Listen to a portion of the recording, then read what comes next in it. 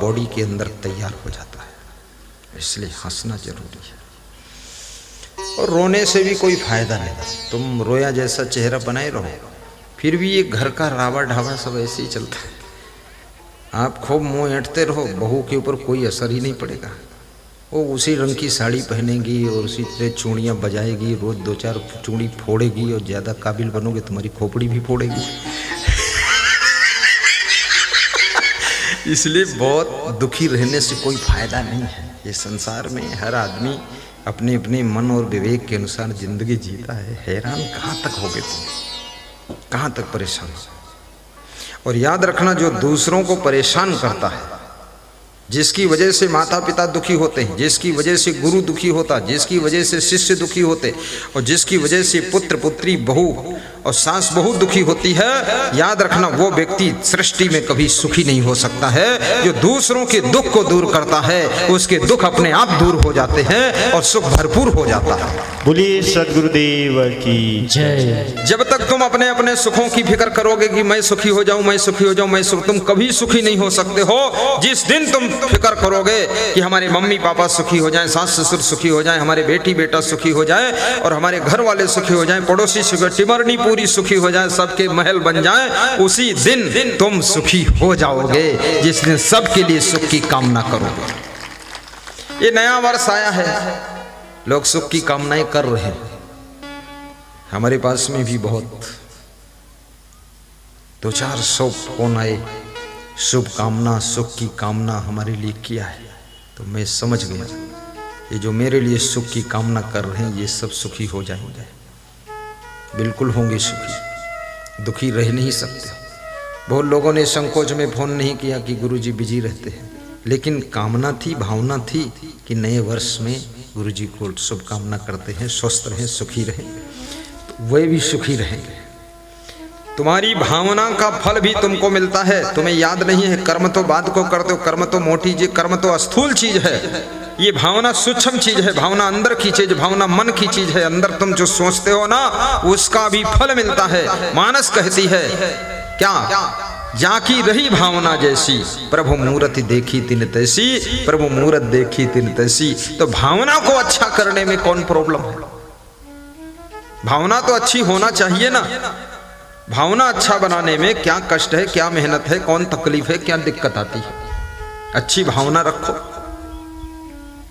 जाकी रही भावना जैसी, दोहराना पड़ेगा। मौनी बाबा बनकर बैठे रहो, इससे काम नहीं चलेगा। मैं बोलूं पीछे से बोलो। तुमको पता ही नहीं 1 घंटा हो गया प्रवचन होते होते।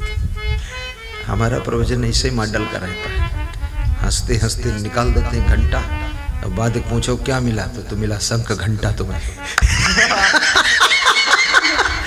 अरे जिसकी जिंदगी में शंख बज जाए, घंटा बज जाए, घड़ियाल बज जाए और मंदिर के सभी बाजे बज जाए, तो समझ लो उसकी जिंदगी ही चलता फिरता मंदिर बन गई है।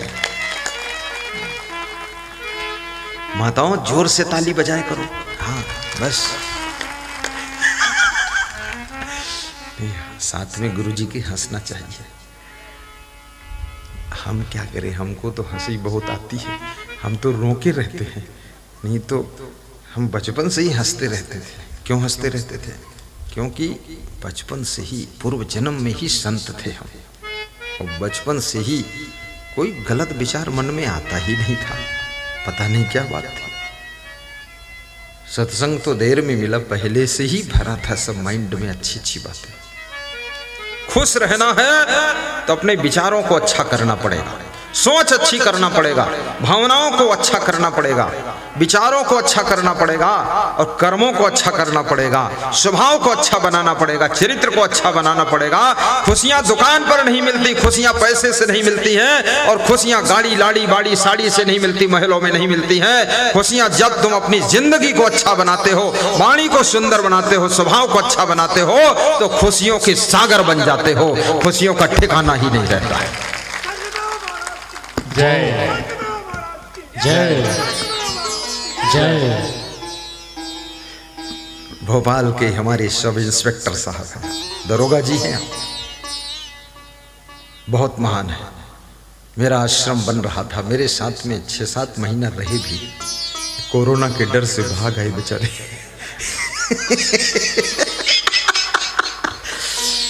वो सोचे गुरु जी के यहाँ हो सकता है, गुरु जी मोक्ष तो सिखाते ही हैं, पता नहीं जल्दी मोक्ष हो जाए। चलो भोपाल, तो भोपाल आ गया। मेरा आश्रम बन रहा था, मैं भी बिहार में सत्संग कर रहा था, वापस आ गया। तो आश्रम कुछ अधूरा था तो बन रहा था। अब कोरोना में कोई दक्षिणा भी देने वाला नहीं, कोई बहुत दयालु भगत हो तो भले भेज दे, लेकिन बाकी तो दयालु है कौन? सब रामा रामा हरे हरे, रघुपति राघव राजा राम, पता न पावे सीताराम, दारू पीते गंगा राम। दयालु मिलेंगे कहाँ से? तो मैंने दरोगा जी से कहा कि दरोगा जी, लगता है आश्रम का निर्माण रुक जाएगा। बोले नहीं गुरुदेव, मैं आपको 4 लाख रुपए दूंगा, आश्रम बनाइए आप, रुकना नहीं चाहिए, बनना चाहिए और इसमें आप रहो। खड़े हो दरोगा जी, इधर आ जाओ, ऊपर आ जाओ, आराम से आना। आप थानेदार रहे हैं 2 स्टार, हाँ ये पुलिस ड्रेस में, कोई साधारण व्यक्ति नहीं।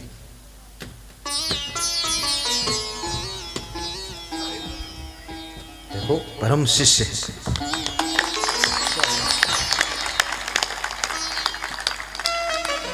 हमारे साथ सभी सेवा किया है, सब बहुत श्रद्धा है।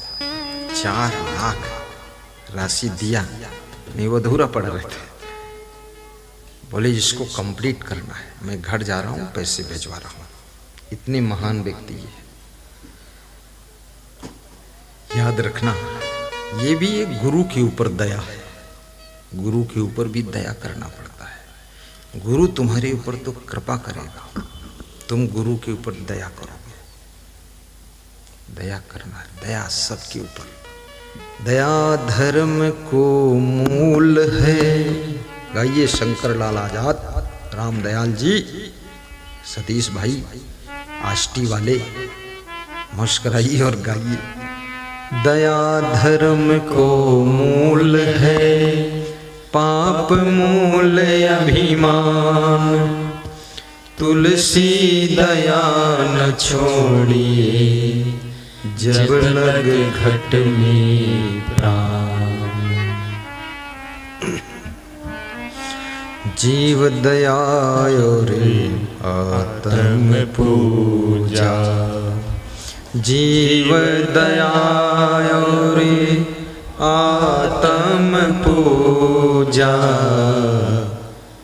जीव दया और आत्म पूजा।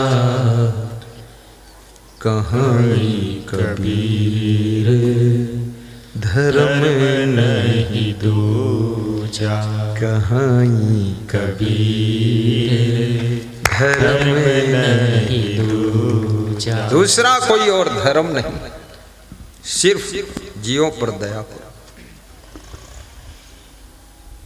छोटे छोटे जीवों की भी रक्षा करो, अहिंसा धर्म का पालन करो। हिंसा पाप है, अहिंसा पुण्य है।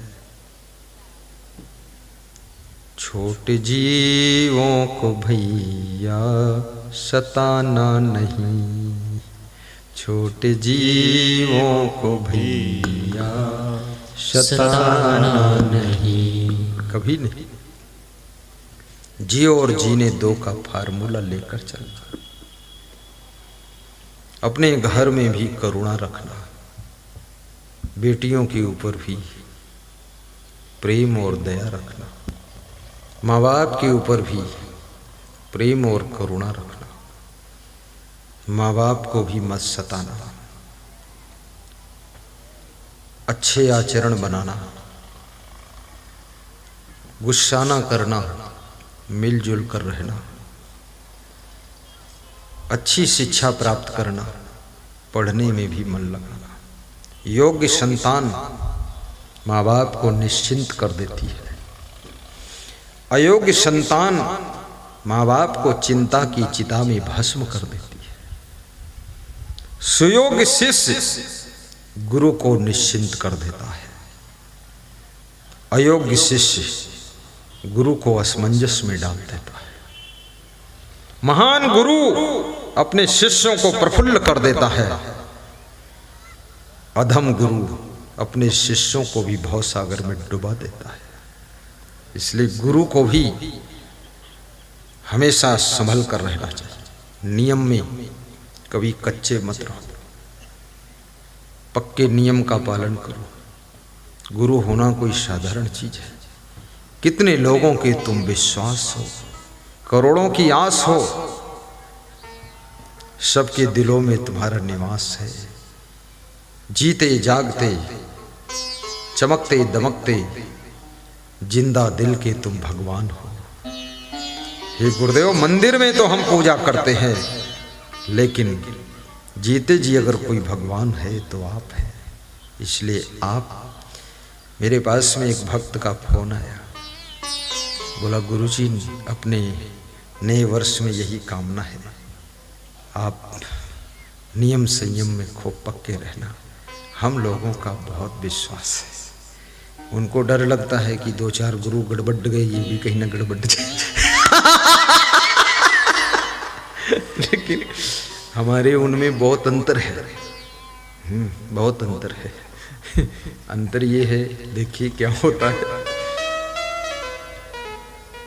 वो आदमी गड़बड़ जाता है जो आदमी सही नियम बनाता नहीं, सही नियम पालन करता नहीं, गड़बड़ा जाएगा।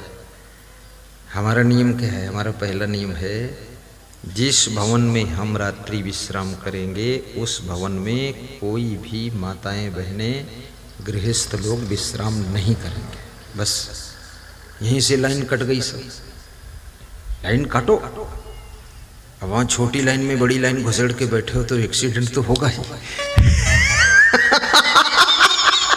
बवाल बनाते हो, और बवाल बनाएंगे ही जब मन बिगड़ा हुआ है। जिसका मन